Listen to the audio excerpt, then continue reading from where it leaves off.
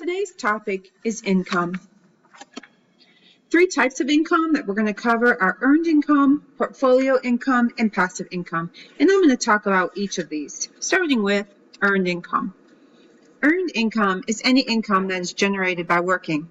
Activities that generate earned income are going to include things like working a job, owning a small business, consulting, even gambling, and any other activity that pays based on time and effort spent. A pro of earned income is you don't need any startup capital in order to make earned income. However, once you stop working, you stop making money. Because the amount of money that is made through earned income is directly proportional to the time and effort you spend working, it's difficult for someone to make more earned income without either learning a new skill or working longer hours. Earned income is taxed at a higher rate than any other type of income. Portfolio income. Income generated by selling an investment at a higher price than you paid for it is included as portfolio income. Activities that generate portfolio income include things like trading paper assets, for example, stocks and bonds, buying and selling real estate, and buying and selling other assets, things like antique cars or a baseball collection. Some pros of portfolio income. Once you have the knowledge and experience to generate portfolio income regularly, you can continually reap the benefits by reinvesting after each sale. Any portfolio assets held long-term are generally taxed at a lower rate. Some cons of portfolio income including it takes a good bit of knowledge and experience to learn how to make money trading paper assets. You have little control over your investments. Generating portfolio income generally requires you to have money to invest up front, and portfolio income is often taxed at very high tax rates. Passive income. Passive income is money you get from assets you have purchased or created. Activities that generate passive income include things like rental income from real estate, business income, creating and selling intellectual property, affiliate or multi-level marketing. Some pros of passive income is you have reoccurring income. It does allow the owners active control over the investment, and it does allow for the most favorable tax treatment. There are four basic ways to earn money. The first one is through employment. When an employee works for an employer, they get wages and salary in return. Self-employment means you're working for yourself, and you can earn money that way. Business income implies having a set establishment or system that can churn out money for an individual, and through investments.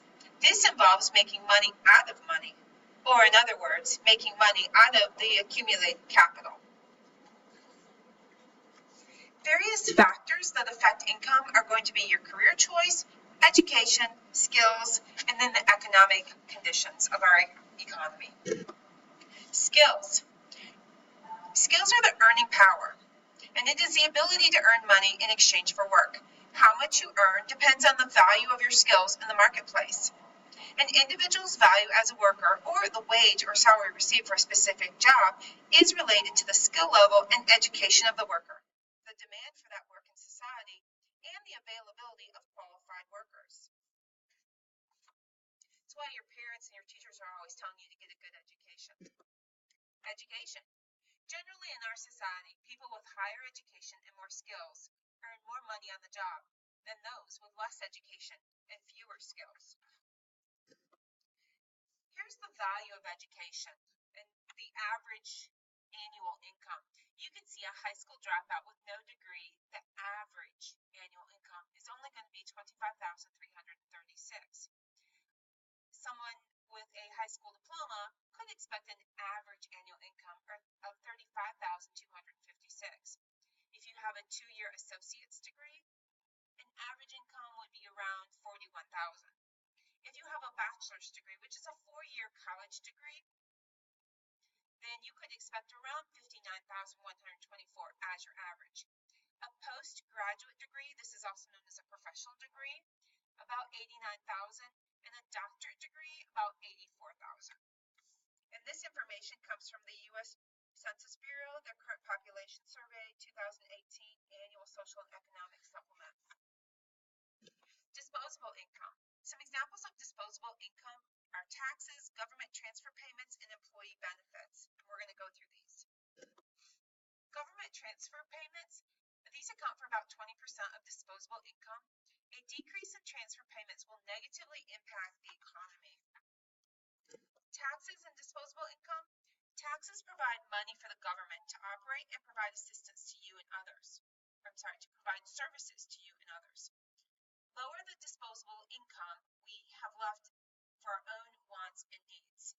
What this means is you're making so much money per hour or per paycheck, but some of that money is going to the government for them to be able to pay services. And so we have less as individuals that we can use for disposable income. Employee benefits and disposable income. This money is taken out of your paycheck before your earnings are taxed.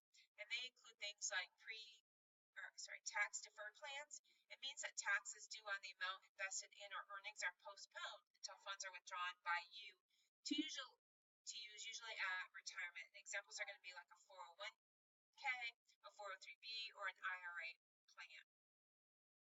Some of the other employee benefits are going to be like your medical insurance, your dental, your vision.